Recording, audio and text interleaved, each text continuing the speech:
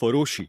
તેણે વિચાર્યું કે જે કોઈ પણ ઈસુમાં વિશ્વાસ કરે છે તે જુઠ્ઠાણું ફેલાવી રહ્યો છે અને તેને જેલમાં ધકેલી દેવો જોઈએ અને તેને મોતને ઘાટ ઉતારવો જોઈએ. દમસ્ક જઈ રહ્યો હતો. અચાનક એક તેજસ્વી પ્રકાશ તેને ઘેરી લે છે. તે નીચે પડી ગયો.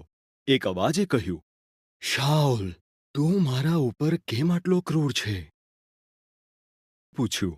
અવાજે જવાબ આપ્યો, હું ઈસુ છું, જેને તું નુકસાન પહોંચાડે છે. તું દમસ્ક જા.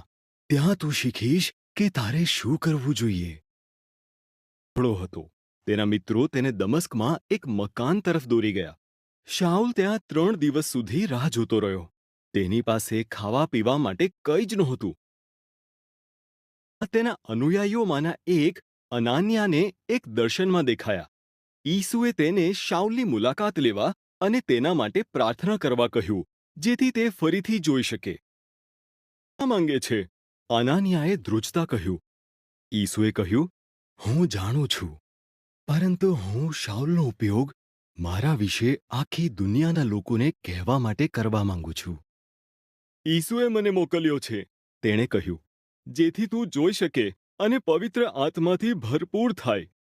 શાઉલ ફરી જોઈ શક્યો. પછી તેણે બાપ્તિસ્મા લીધો. બદલાણ કર્યું કે જે તેમના અનુયાયીઓને સતાવતો હતો તેને જ ચર્ચનો એવો આગેવાન બનાવ્યો કે જેણે ઈસુ વિશે દરેકને કહ્યું અને તેણે પોતાનું નામ પાઉલ રાખ્યું.